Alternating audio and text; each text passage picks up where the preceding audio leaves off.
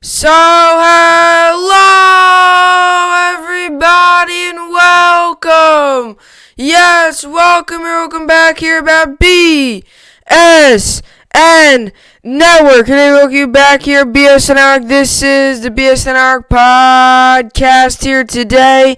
It is Tuesday, October 27th. Hope everybody's having a good day so far and a good rest of their day yesterday. I know I did. Hopefully you did as well, and hopefully you enjoyed the Monday night game. Wasn't the best game in the world. I mean, it just wasn't. I was 7 points away from getting a perfect pick.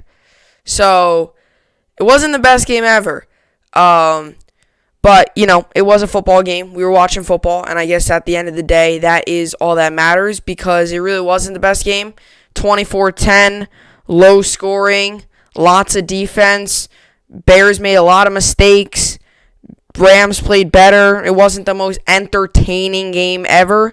But at the end of the day, the Rams got the win, and the Bears went home to Chicago with another loss. And the Bears looked a lot like the Chicago Bears we should all be expecting. Nobody, I don't think, is completely sold on this. This Bears team is 5-2, and every week they're either favorites or they're only projected to lose by just like 3 points. I think a lot of people are buying to the side that they are. This is a Bears team that is 5-2, but they are, 5-2 is 5-2, but they're not. Their 5-2 record is not. You're sitting there 5-1. They win last night's game. They're 6-1. Like, they're not standing up there with the Chiefs and people like in the Seahawks. Like, just not them. 6-1. They're a different kind of 5-2. They are 5-2. They're a different kind. And the Rams went out and played well. The Rams are playing well. The Rams are 5-2 this season. They needed a win yesterday big time. They've been playing well this season, but you lose, that 4-3 record looks quite ugly, especially in a division they're in where you need to win as many games as you can. In order to win that division that they're in, because they're a division they're in is a very tough division. You need to win as many games as you can, especially for this Rams team too. This upcoming week they're going up against a young Tua, a guy who the first game in the league to go up against this defense is a tough task. So we'll really get. I think the Rams will probably win, but the Rams now can all of a sudden create a little bit of a winning streak here with that win yesterday. So that was big for the Los Angeles Rams, and the Chicago Bears kind of did their thing. They lost, but you can't really expect Nick Foles and them to do great things, I would assume. But that kind of stuff happened in that Monday night game. We'll go through the topics here. We got Monday night, give you all what I thought, stats, numbers, all that stuff. Kind of just talk about the game like I always do. Fantasy football. I know my new topic I do every Tuesday. Kind of started it last week. Kind of going to continue. Instead of just telling you that I won or lost in my league, I will give you advice. So I'm going to give you who you could pick up off of waivers, if this guy's on a bye week, who to play. And like I said, if you have any questions, you could just pop them in the comments below, and I'll answer them, and I'll give you what I would personally do. Does that mean you have to do it? No, but I'll just give you my opinion on it as well, because I know there's a lot of other people out there. There's so many different opinions. Mine might not be ultimately the one that you go with, but I'll drop you my opinion. If you respond, like if you're watching a video and you have a question, pop it in the comments. I'll respond, give you what I think you should do and why, and then either you could take that advice or you don't have to. It doesn't really matter to me. Then we got the World Series, and I'll just give you kind of my prediction. No game yesterday, obviously. They had a day off, so not much to preview there, or not much to talk about there besides tonight's game, which we'll talk about, give you my pick. And like I said, I predicted at the beginning of the series, Dodgers to win in 6 games. Tonight they could take it in 6 games. So I'm automatically picking the Dodgers because I want my pick to be correct. I think that would be pretty good for me to predict. At the beginning of the series, I said Dodgers win in 6 games. We are now in the 6th game. I said it on the podcast. If you want to go back, the first game of the series, just go back. I don't know what day that was. It was sometime a week and a half ago. So look back, go on that podcast. And I said I got the Dodgers winning in 6 games. And hopefully tonight they win. If they lose tonight, then my prediction's out the window. And that's not true. But I had them winning in 6 games. So tonight, I hope they win. Although it means they'll be over. Baseball will be over, which is sad. But at least it means I do get my pick right, which would be pretty cool because I don't usually pick those often. I know the NHL, I got that one wrong. I picked that in 7 games. That one went to, actually, I don't know what I picked for the NHL. I don't know if I did. But yeah, World Series, I picked 6 games, so hopefully the Dodgers can win tonight. With all that being said, Monday night football game, fantasy football, World Series, all that's on top for today's podcast.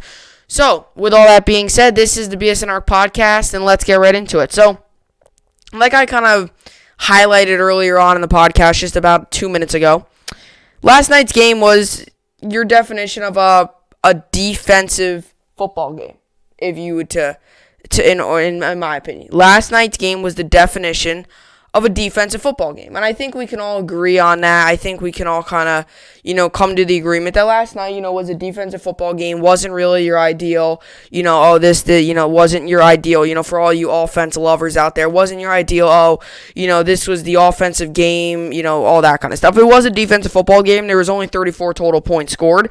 And ultimately the Rams came out on top. And I did say yesterday on the podcast that going into last night's game, I really, really, really expected that game to be a low-scoring game. As a matter of fact, Bears score one more touchdown. I have the correct pick. If the Bears score one more touchdown, I picked that correctly.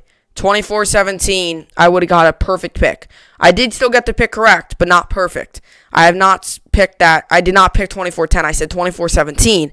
So I was 7 points off. But still, the fact that they won 24-10, in my opinion, was one of those defensive games. And I was expecting this. 2 very good defenses. You can make the argument one of the best defenses and easily a top 10 defense. You can make the argument Rams, Aaron Donald, Jalen Ramsey, Malcolm Brockers, all those guys like that, Joseph Day.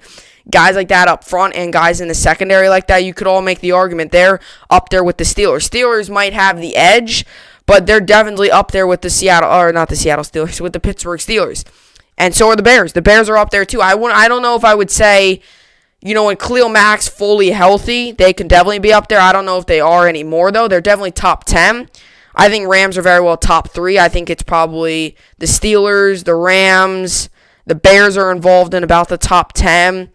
The Bills' defense this season has not played well, but if they can somehow turn the corner, they have the talent to be a top 10 defense. We saw it last season. We've seen it at times this year where they have the talent. The talent is there for them to be a top 10 defense. This year they just haven't shown it that much, but the talent's there. We've seen what Tre'Davious White can do. He has not done all that this season. We've seen what he can do, though. Micah Hyde, same thing. We've seen what that defensive line last season was pretty solid at the run game. They were able to play better. That was always the weakness of their defense last season. They kind of felt like, okay, this was actually a step in the right direction. This season they took a step back. Their linebackers are fine. Milano, Hughes, Edmonds, their linebackers are good. Secondary's good. They're up. Their defensive front is the worst part of that defense. But I will admit, you're talking about the Bears and the Rams. You're talking about 2 teams that are very well in contention for 2 top 5 defenses in all the NFL. So I was expecting this to be a defensive game. And by the way, I did in fact get that pick correct. So I went 10-4 this week on my picks, and I moved to 74-33 overall on my game picks this season. So back to the game.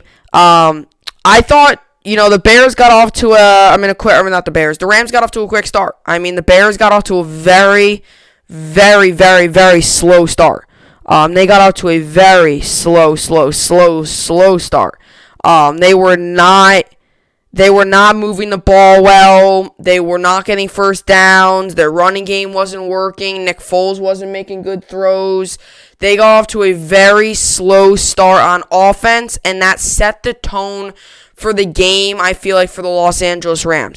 The Rams defense was stopping them. Bears defense got off to a slow start. And so on and so forth. The Rams ended up scoring 7-0. Then it's 7-3, 10-3. Just kind of, going on with it. Then the third quarter was big. The Rams, this is where I really, really, really believe they sealed this game, was in the third quarter, right? You go into the third quarter, it's 10-3. It's anyone's ball game, technically. It's only 10-3. At that, the way the game was going, it's one of those games where you're like, you know what, we're only down by 7, but it feels a lot more than 7. Bears defense couldn't do anything offensively. Struggled. 2 bad picks by Nick Foles. 2 straight picks by Nick Foles. You have 2, obviously, like I said, you have 2. Nick Foles throws 2 interceptions. Rams take those for touchdowns. It's a 24-3 game, and kind of from there it went all crumbling down. They score a touchdown, 24-10. Not much else rolling for them other than the touchdown. But I really felt like the Bears offense really struggled yesterday. Allen Robinson had a couple catches late, but those are kind of garbage catches late. Those are what I like to call garbage yards. When you're 5 minutes left in the game and you have, you'll score 2 touchdowns maybe, but you'll still be down by 3 scores. That's what I like to call garbage yards. Allen Robinson had a lot of that yesterday. They weren't able to get him involved. The Rams did a very good job of shutting him down. That's been the one thing, right? Foles has been targeting Allen Robinson a lot more than Trubisky has, and with Foles being quarterback, he's targeting him all the time. Last night, the Rams completely shut him down. It was like he wasn't even playing in the game. It was almost like, now you look at his numbers, it wasn't horrible. Like I said, look at those yards he got late in the game. He had 22 yards going into the fourth quarter. Late in the game, he had big yards, garbage yards. Defense starts to back off. They're not going to send as many blitzes. Not going to cover you as tightly. They're going to leave more 5-10 more yard zones. Not going to do that. I kind of backed off. They're going to run a lot of more cover 4s, two guys deep. You're going to do a lot of that because you just want the clock to run down. You kind of want the game to be over. You don't want to send all these blitzes in, get burned, and all of a sudden it's a ball game. You want to keep everything in front of you. That's what you want to do. The Bears were able to get some good yards and a touchdown off of that, but ultimately in the end it didn't really matter. And that's really what I really compliment the Rams defense. Was they were able to shut down Allen Robinson, shut down a lot of these other receivers. There was a lot of good throws by Foles that got batted down by the Rams defense because their corners were really on. I really felt they were running a lot of good zones. There was a couple times they showed blitz, backed off. They loaded up front with 7 guys. They backed off, dropped 2 back, and all of a sudden that forced Foles into some complicated throws across the middle, and that's the last thing you want as a quarterback. I also noticed they had a lot of pressure on him. They would rush 4 guys, and they would still be able to get through. There was one time they sent it all in blitz. You had the 2 corners back, safety over the top, and they were still able to sack him even though the middle was kind of opened because of the blitz they ran. I really noticed that Nick Foles really struggled with that. And that's where the Rams defense executed very, very, very well. We're able to pressure Nick Foles, made a lot of back foot throws off his back foot, and if you know football, if you know anything about football, throwing it off your back foot is not ideal unless if you're Patrick Mahomes, but you very rare find a player that will do something that Patrick Mahomes does. If you're Patrick Mahomes and throw it off your back foot, that's one thing, but when you're Nick Foles and throwing off your back foot, that's another thing, and Nick Foles had a lot of those moments yesterday and just couldn't do it. And what I noticed about this Bears offense was the same thing that Trubisky did, and why this Bears defense, and I'll get to the Rams offense in a second. What I noticed about this Bears offense yesterday, it looked a lot of like the Trubisky offense when he was the quarterback. Obviously, he's benched now, this backup. But I don't mean that meaning like Foles played like Trubisky. I mean they were off to play people, and this is why this Bears defense is not like it used to be. And I'll tell you why in a second. This Bears offense was off the field in a minute and a half. This Bears offense was off the field very quickly. They would get a 3-and-out. It would be an incomplete pass, run up the middle, 3rd down and 7, incomplete pass. Then your defense has to take the field. This offense these past couple of weeks have had a lot of long, good drives. Yesterday, they did not have that. And what happened was that the Rams were really able to get good field position, and that defense, who was already tired, plus the Rams' good field position, was really hurting the Bears overall as a team, right? So, they were really hurting the Bears overall as a team. And their offense looked a lot like when Trubisky was there, and meaning like they were off the field in 3 plays. There was no first down, second down, or first down, second down, third down, get a first. First down, get another first, right? Maybe it was some of that in the end of the game when it was 24-3 and the game was over, but there wasn't much when the game was actually a ball game, and that was like 7-0, 7-3.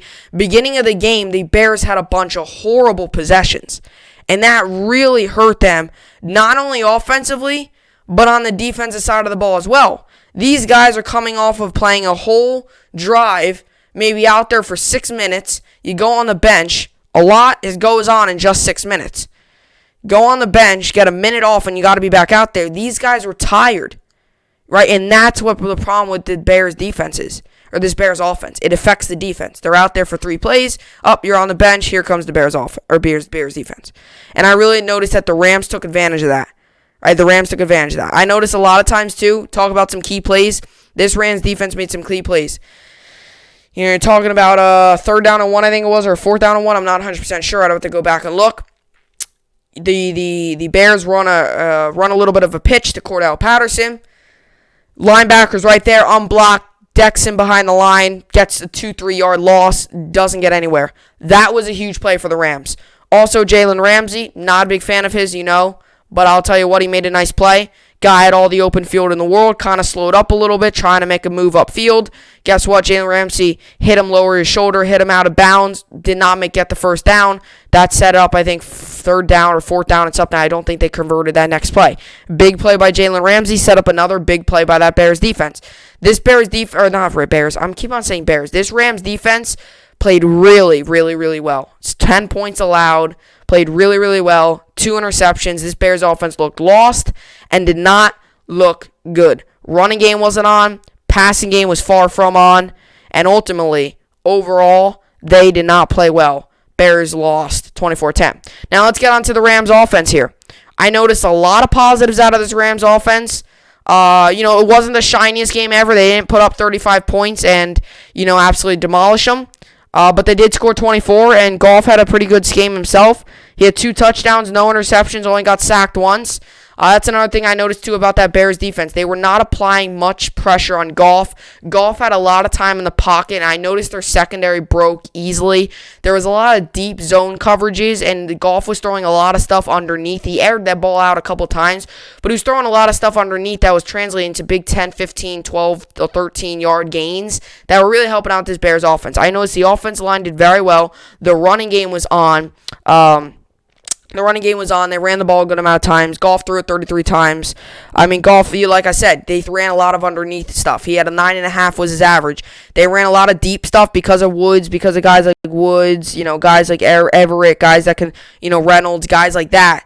Especially that Woods was just with his groin wasn't probably 100%. They ran a lot of kind of out routes, these little slants across the middle to Woods, to guys like Reynolds, to guys like them that really, really, really helped them. And I think that was big for the Los Angeles Rams to execute on offense. And like I said, I think they had a couple good runs. I think, overall, Darrell Henderson only had 4.3 was his average, but there was a couple runs in there where he had bursts.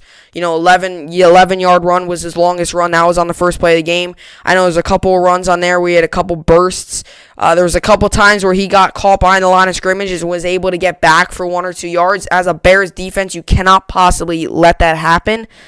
Ultimately, what the Rams did that a lot of people won't point out, this was a Bears offense that really struggled, gave the ball back to the Rams quickly, and this Rams offense really made this Bears defense, an already tired defense, even more tired. And another thing I noticed, too, about this Rams offense, forced them into a lot of penalties. The Bears are the 3rd most penalized team, I think, in all the NFL. I think the Jets are 1. The Jets, I know, are 1. Bears are 3. I'm not sure the other team. I know the Seahawks were the most penalized.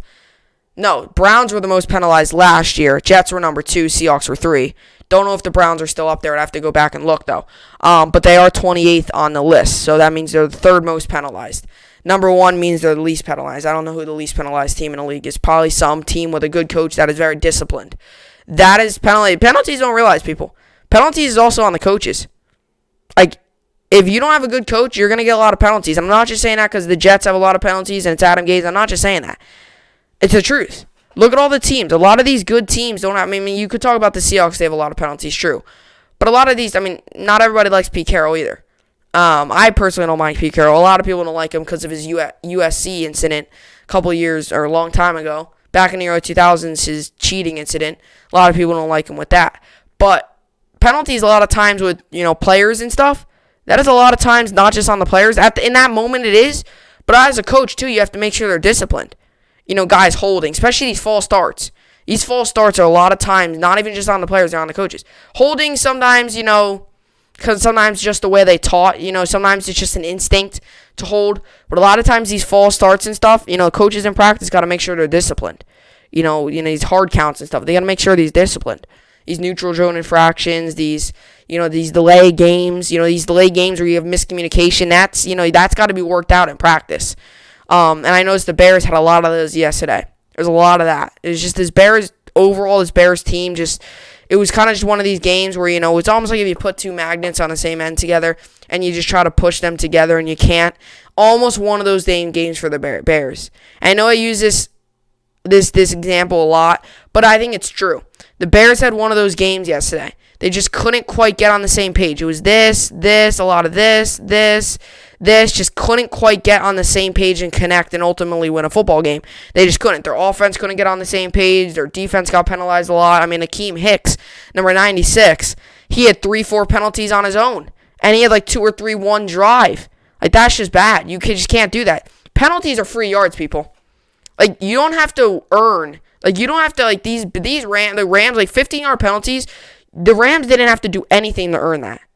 Nothing. They get 15 yards free. That's how bad penalties are. That's why everybody talks about penalty yards. Because a lot of times the teams that gets penalized 12, 13 times, like the Jets did, the Jets against the Broncos, I'm pretty sure this season got penalized 11 times for 121 yards.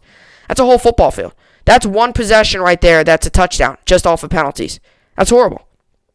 So, when you get penalized a lot, usually the team that gets penalized the most is the team that ends up losing.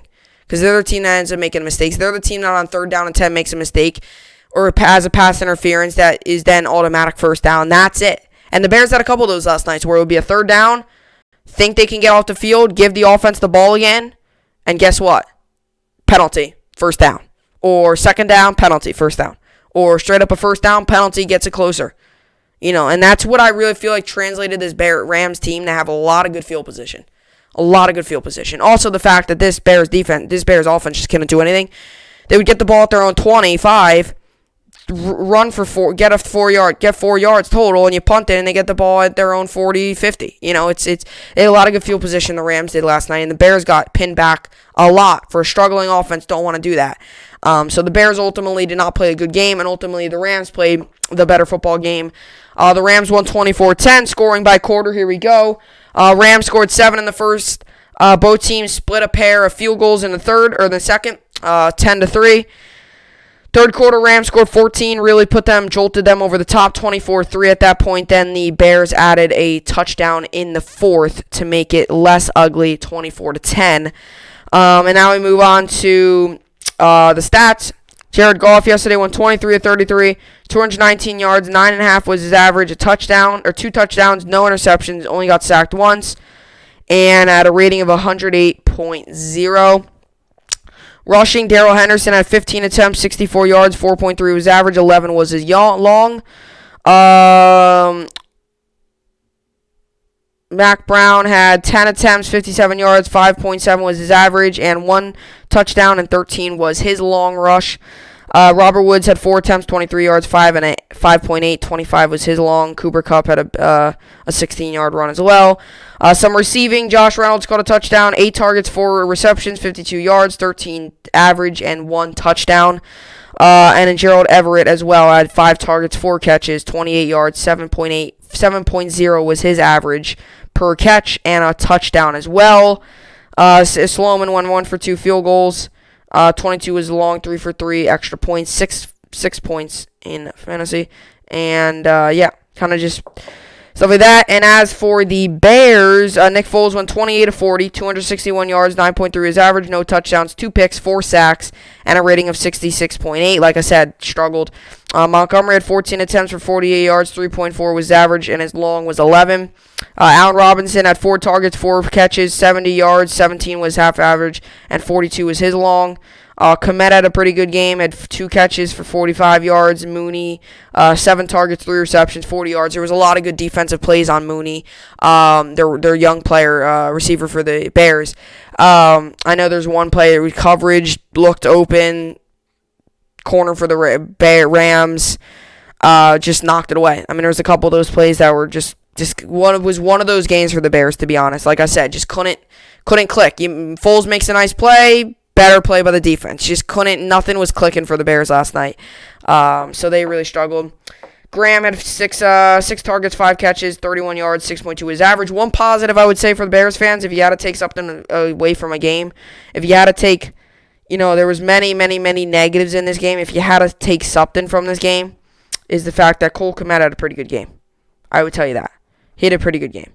He had 2 catches for 45 yards. If you had to take some positive, he had a decent game. He only had 2 catches. He only got targeted twice. But it's also because there's a lot of good linebackers that were in his zone, and they just couldn't find the times. And I know Bears fans want to see more of Cole Kmet. Jimmy Graham's not the future, and Jimmy Graham yesterday got 6 targets. It's kind of one of those things that's frustrating. I understand. I know how you feel. I know how Bears fans feel. They want to see Cole Kmet. This is their future. Jimmy Graham's not their future. I feel the same way with the Jets. I like Frank Gore. I think he's a good running back. He's one of the greatest of all times. But I want to see more LaMichael Pirine because he's the future, or at least we think at the moment he's the future. He seems like he's going to be maybe a pretty good running back, I hope. But he's the future. Frank Gore isn't the future. I want to see a lot more of LaMichael Pirine. I still want to see Frank Gore. I want to see a lot more of LaMichael Pirine. Bears fans, same thing. They want to see a lot. They want to see a lot more of Cole Kmet. He's the future of that team at the tight end. Jimmy Graham's not. Jimmy Graham's been playing in the league for a long time now. Cole Kmet, they want to see a lot more of, and I think. I don't know if they really are because he only had 2 targets yesterday. But there was a lot of tight windows to throw it to him in, and I don't think Foles took that risk, and that's just kind of a quarterback. And Foles got a chance yesterday. I mean, Foles threw the ball 40 times. Your quarterback throws the ball 40 times and can't get a touchdown. That's a frustrating performance. So, they definitely have to be better, I'll tell you that for sure. I'm trying to figure out.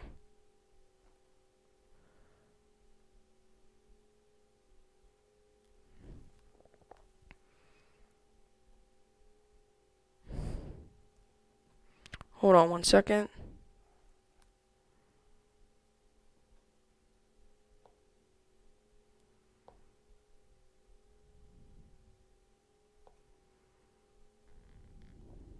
So obviously, you gotta figure out a way for this team to obviously, you gotta figure out a way for the Bears to bounce back, I would say, and be better. Hold on 1 second. I'm just trying to figure this out. Hold on.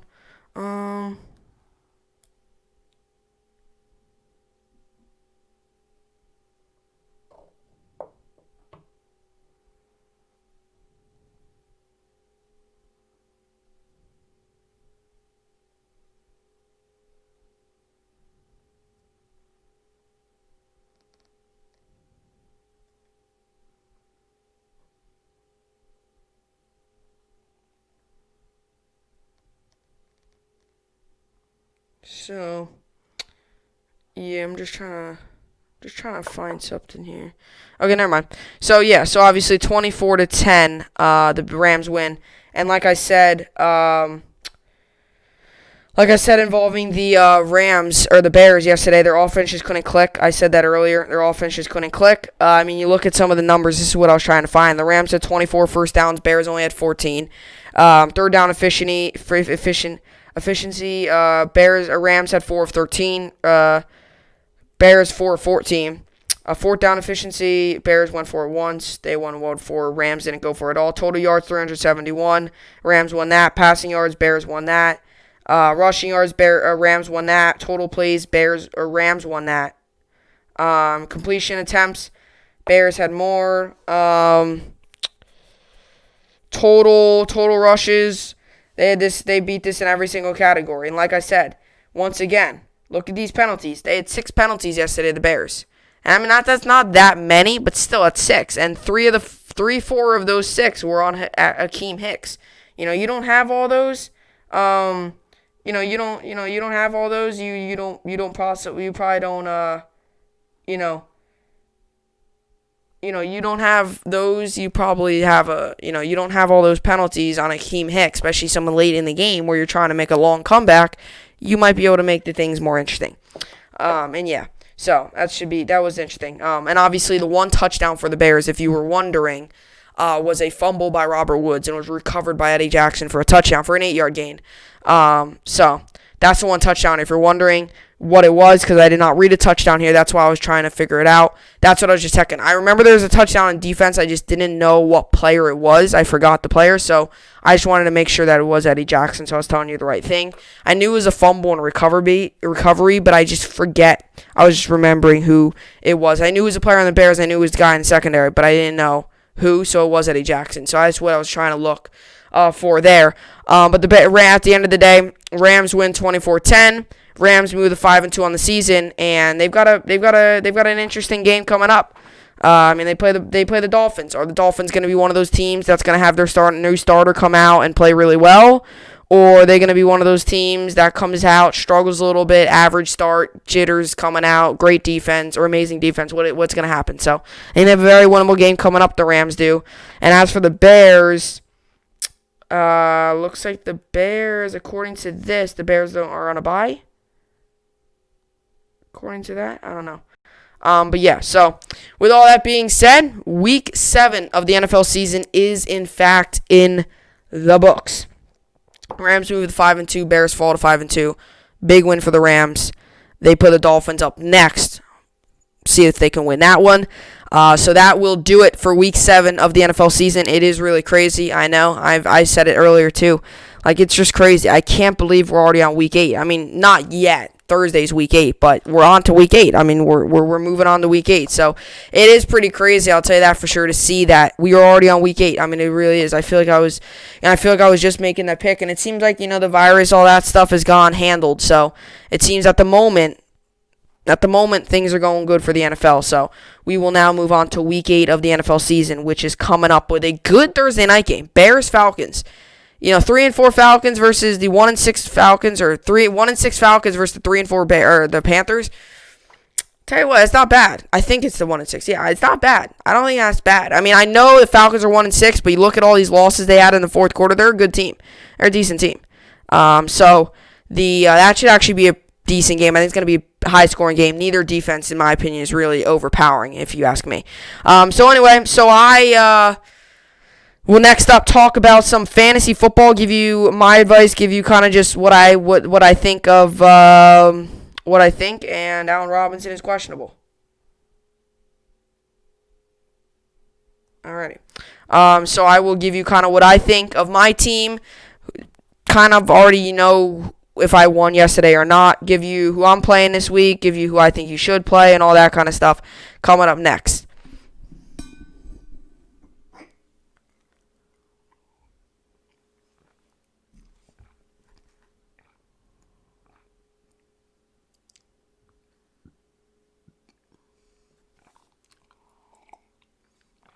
Alrighty, so I do have to make some decisions this week. Some for one league. Some definitely decisions that are going. I don't want to say they're going to cost me. And why is Chris Godwin doubtful? Godwin is slated to miss the Buccaneers' Week 8 game against the Giants after undergoing surgery Tuesday to address a fractured left index finger. You got to be kidding me. And he had a big week last week, too. Oh, man. Talk about another lost season for a player. Chris Godwin. So I need another... Okay, actually, no. Oh, my gosh. Jeez. This is crazy, man. I can't believe this. My other team is injured. My other team is a walking injury. I'll tell you that for sure. Kenyon Drake on a bye week. He's injured anyway. This is my team this week. James Robinson bye week, Antonio Gibson bye week, Chase Edmonds bye week, Kenyon Drake bye week, Deshaun Watson bye week. So I'm making a lot of moves, if you don't know. So these are my 2 moves in this one league. By the way, I lost 113 to 107. I don't want to talk about it really, because if I would have put in James Robinson, I would have 113-109. If I would have put in James Robinson, I would have won. But you all know how that one worked. What's frustrating is too, if Allen Robinson doesn't make those garbage yards catches late in the game, I win that game.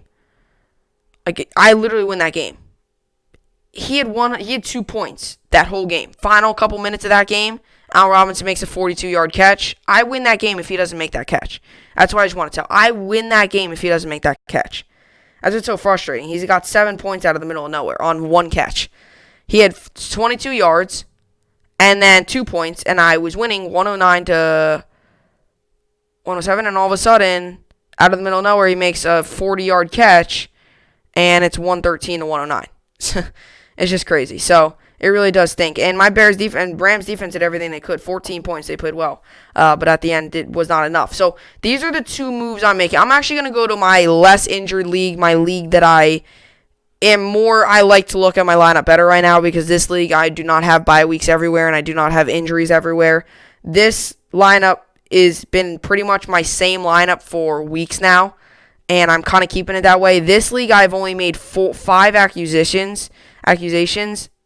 And in my other league, I have made a total of 12.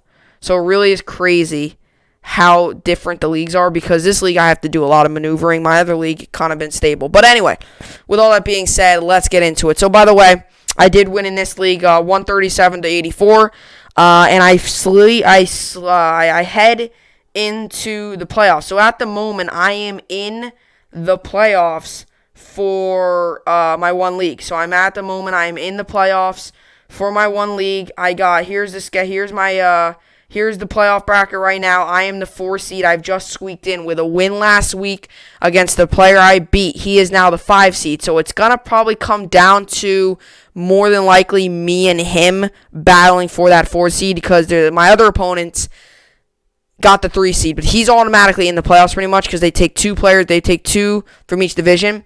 So at the moment, it's the 1 seed is in my division, and I'm the 4 seed. And in the other division's got the 3 and the 2 seed. And the other division, there's a 1 and 6 player, which more than likely is not going to make it. And there's a 3 and 4, and in my league, there's a 3 and 4. So at the moment, I am more than likely gonna, if I'm gonna make the playoffs, it's more. Oh, this is a big week here though. If I win this week I get the 3 seed then, because I'm playing an opponent. I'm playing a player who I beat week 1, and I beat him week 1, and now I'm playing him again.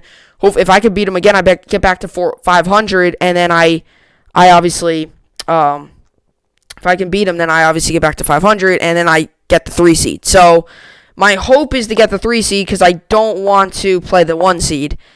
I mean, I almost beat him. I only lost by a little bit. I almost beat him twice. Actually, let me take.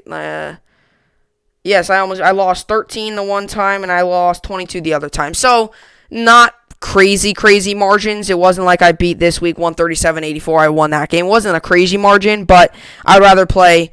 Obviously, you don't want to have to play the 1 seed the first round, who obviously has the best team. So it's going to be interesting. But at the moment, the 1 seed in my one is 7-0. I'm 3-4. So at the moment, I'm in the playoffs at 3-4. Yeah, I'm not a big fan of the 3-4 record. I'd rather be 4-4, but it is what it is. I hope I win this week, obviously, to get to 4-4. I kind of want to get back over the 500 hump, but 3-4 isn't. I guess 3-4 isn't the end of the world. So this week, this is the lineup I'm working with at this very moment. Things could change, moves could be made, but at the moment, this is what I'm working with. Especially with this Allen Robinson injury, I got to figure out what I want to do here. This is what I'm working with: Aaron Rodgers, Ezekiel Elliott. I am continuing to play Elliott. I'm going to tell you why. I think you continue to play Elliott. I've just heard around the league, I know a lot of people are going to give up to him.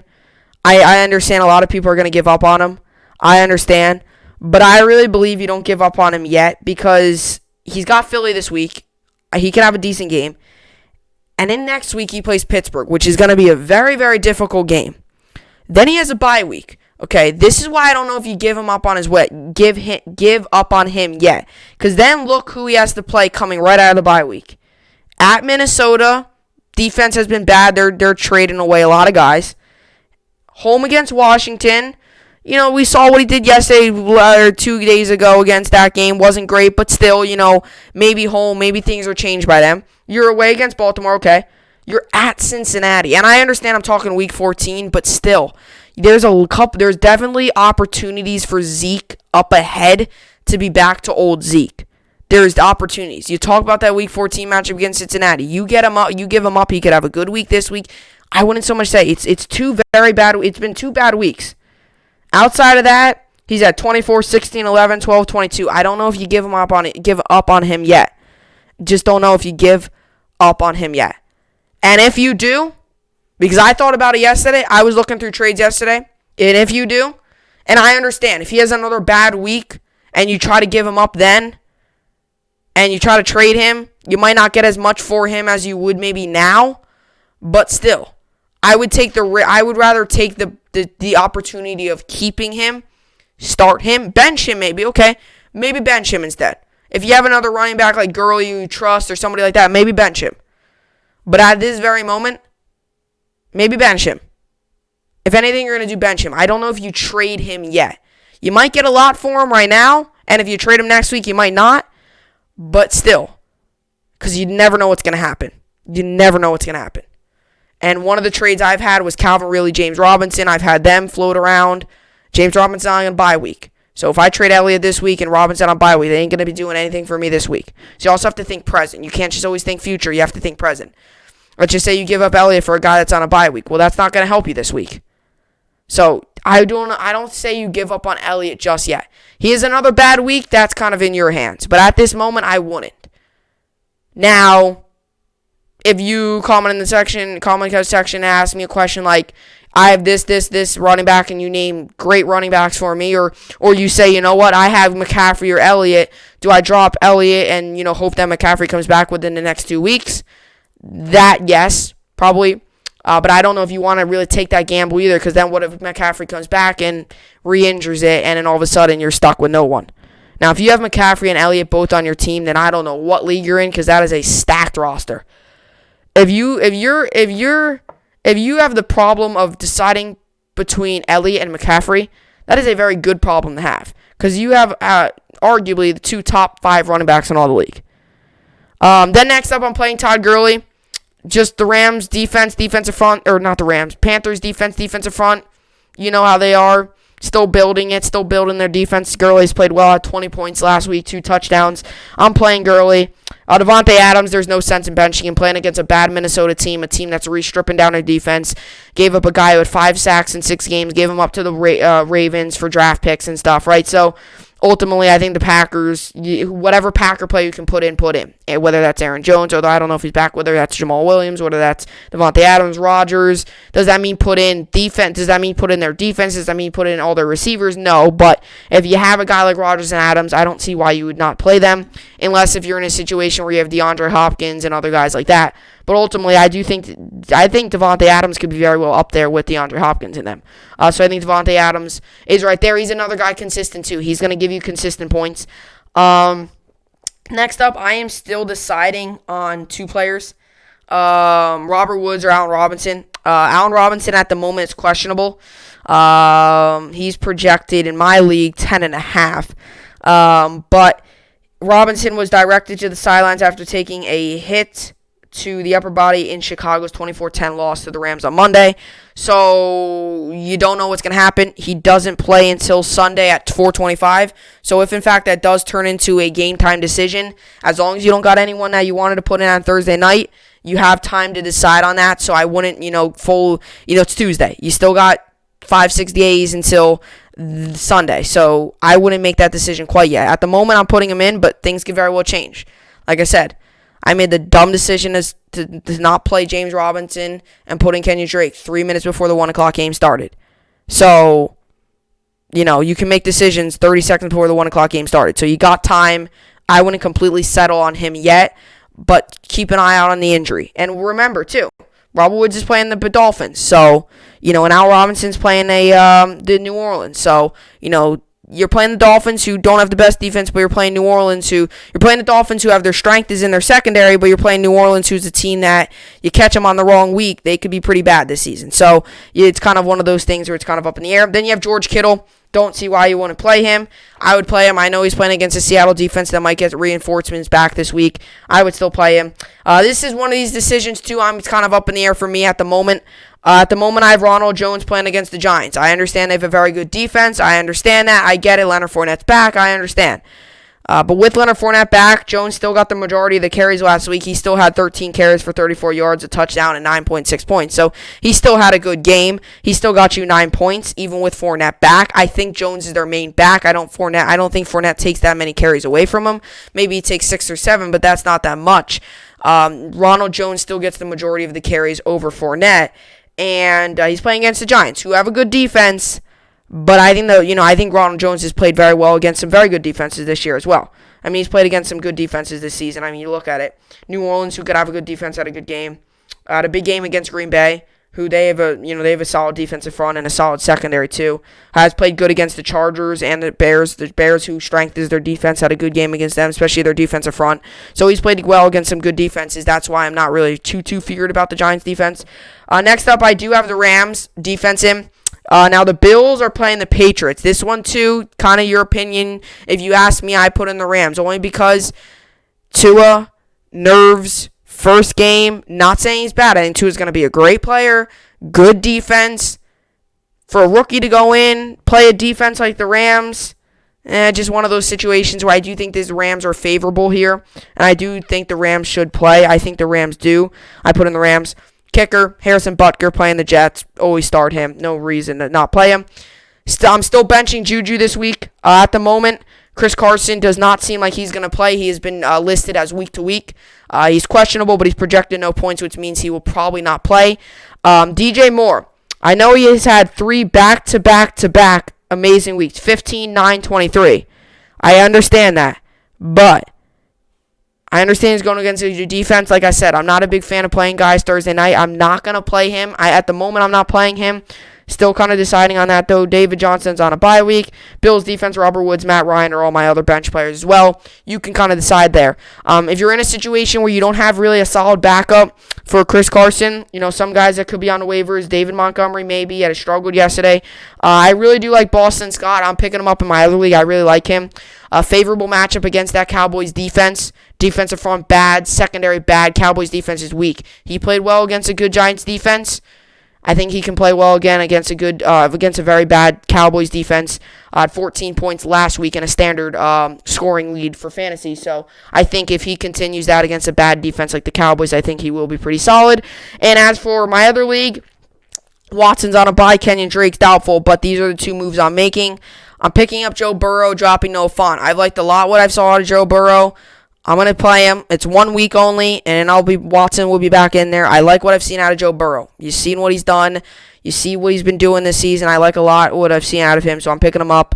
Now, does that mean he's going to be my starter? No. It's Tuesday, right? I'm picking him up. I'm going to see what he does, see how the week progresses, see how he's practicing, and then I'll make my decision based off of that. And then I'm adding Boston Scott, dropping Chase Edmonds. I understand Chase Edmonds is probably going to get a load of the carries now that Kenyon Drake's gone. This is a 1 week thing. I'll pick back up Chase Edmonds probably, unless if Boston Scott plays very well. But like I said, when I'm in a situation like I'm in my other league where I have injuries, bye weeks, I gotta make some quick moves. Picking up Boston Scott, picking up Joe Burrow, I think that will help. Your obvious Clyde Edwards-Helaire. I've been starting him. He's playing against the Jets. There's no need to not play him there. Le'Veon Bell, I think, he's not going to... Elaire's still getting the majority of the carries. Start him. Tyreek Hill had a good week last week going up against a weak Jets secondary, Keenan Allen had a good week last week going against a Denver team who got absolutely toasted against the Broncos, or got absolutely toasted against the Chiefs. He toasted the Jaguars last week. Keenan Allen, 120 yards, so I think Keenan Allen, you start him. Chris Godwin's doubtful. Mike Evans is still kind of one of those things if you put him in. At this very moment, I'm not too sure what to do with Mike Evans. I understand they're playing the Giants. I understand it could be one of those things on Monday night where you're like, you know what? If I'm down by 1 or 2, if Evans is in, that would be good for me.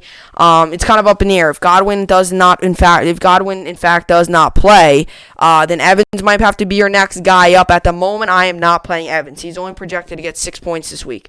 Evans has really struggled this season, and a lot of people are wondering if it is time to consider benching him. Now, he's had 1 point last week and 3 points this week. He's had a lot of good weeks, 16, 12, 18, 10, and now he's kind of fallen off a little bit. Kind of the same thing with Elliott. I want to see what he does this week because you also look at some of his upcoming schedules. He's got the New Orleans Saints. He's got Carolina, Rams, KC. It's a tough schedule. So, if he doesn't have a good week this week against a struggling Giants team, I don't know if he's going to have a good week against New Orleans, Carolina, Rams, or KC, where the Buccaneers offense really struggled week 1. So I'm not too sure what's going to happen there. Hunter Henry still playing him. Struggled last week, but playing against the Denver defense, they're not playing very well. And at the moment, I'm playing A.J. Brown. I think he's had 2 back-to-back very good weeks. 13 points. He's averaging 14, 17, 21 since he's came back from injury. He's been really good. Rams defense I'm also playing, and Daniel Carlson I'm starting. For kicker, bench is James Robinson bye week, Antonio Gibson bye week, Chase Edmonds bye week. Claypool might have been a 2-week thing. I don't know if he's going to keep that up. I'm not playing him. I want to see him show more font. I'm not playing either. Actually, as a matter of fact, I'm dropping him. And my bench will look a whole lot different after some of those moves come through. If you're in a situation like I am, same thing. Boston Scott, if he's available, I would take him. Mixon's available in a lot of leagues right now, but that's also because he got injured. So I would definitely, jump on that and take your chances. Mixon at the moment is questionable. Coach Zach Taylor said Monday that Mixon's foot is day-to-day. John Morrison at The Athletic reports. As a matter of fact, somebody dropped him in my league. I might pick him up.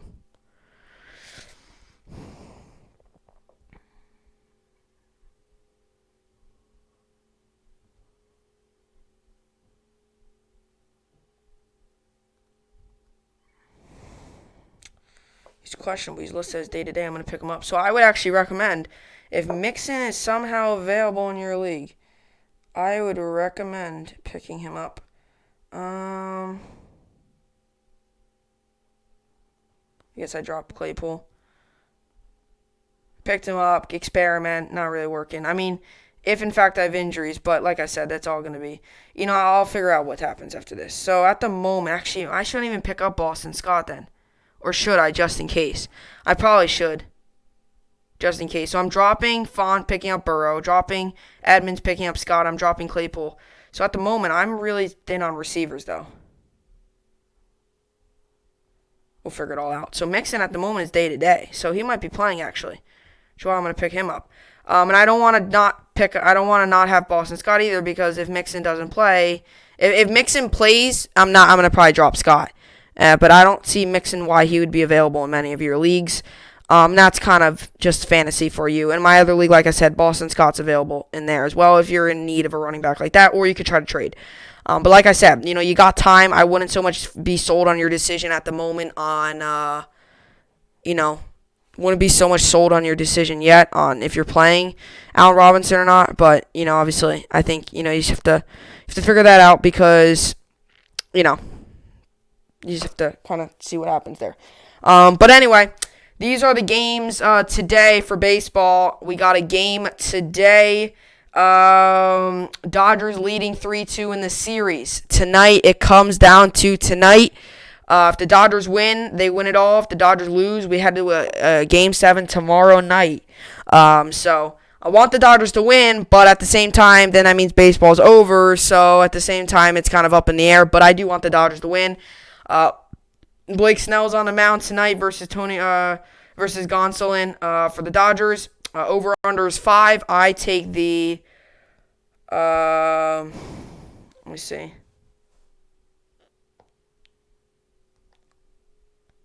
I take the Dodgers. 5-3, I take the Dodgers, and it's right on the over-under of 8. So, take the Dodgers winning 5-3. It's been in that range. I just think the Dodgers will win. I got to take them tonight. I have to. I predicted them to win in 6, so I have to take them here. I think I would be pretty excited if they do win tonight, and that means my pick is correct, because then I said they would win in 6. So, I hope that that's the case. I know, it's not as big as, like, if you were to predict, like, the whole series correct, like, how many runs are scored and all that, but I did in fact predict the Dodgers to win in 6, so they win tonight. My prediction is correct. If they don't, they head to a Game 7 tomorrow night, and winner takes all. So I do think they win. 5-3, Dodgers win. Pitching, if they run one of those bullpen games tomorrow, you have Buehler, so I think either way the Dodgers are in a better situation at the moment.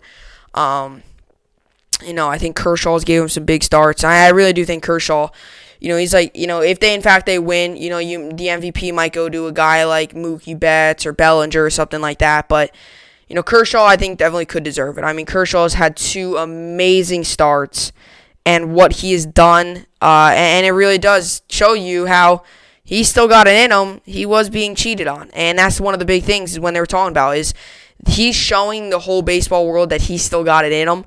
The fact that he was really struggling in the playoffs against the Astros all those years was because the Astros were cheating. So it really did show you how he still has got it in him. And I really like Kershaw. I've always liked him. Actually, for baseball, I've got his glove. So hopefully they win tonight, and hopefully Gonsolin pitches well, and this Dodgers team hits well, and overall they win the game. That's obviously the goal. So with all that being said, that will do it for today's podcast. I'll see you all back here tomorrow. Be talking about the World Series and not, be talking about the World Series. If, in fact, the Dodgers win, I'll probably have a whole segment on it, which I always have a whole segment on. But, in fact, the Dodgers win, I'll probably talk about that first. And then Dez Bryant signed with the Ravens, right before I did a podcast. So, it's not huge, though. It's on the practice squad. I don't know if that's, that crazy of news for me to talk about. But it is Dez Bryant. He has grown a name for himself around the NFL, so I'll figure it out. But, obviously, we still have a long time until the next podcast. We still have, you still have a whole day and stuff till the next podcast, so, if news comes out then and stuff. So it's going to be, I'll decide what my other topic is. So, with all that being said, now we'll do it. And by the way, with the World Series being over, my third topic is kind of, open now, so I'm going to have to decide on what I'm going to do with that. I don't know if that's I don't know what I'm going to do with it. Because if the World Series ends tonight, usually my third topic is just the World Series. It's every day. Every day I have two different topics and in the World Series. Every day the World Series is being talked about. Or baseball or Yankees or something. But now with that gone, I don't know if the third... See, I don't like to put a major topic on the third, meaning a breaking news segment on the third. Because third topic I usually take a little bit to talk about. I don't like to take that much time, but I don't know what I'm going to do with the third topic. Comment down below if you have any ideas. Maybe to make it a special segment, I talk about something, I don't know. But something. So, anyway, that's what I got for the podcast. I will see you all back here tomorrow. And Enjoy the game tonight. Go Dodgers. We'll see if they could pull it out in 6 tonight. Needs good hitting and good pitching. That's the key. And jump on them early. I've said that so many times. You got to jump on them early. Whoever gets the first couple of runs usually wins the game. So the Dodgers, I do think, win. I'll see you all back here tomorrow. And, hope you enjoyed it. And thanks for watching.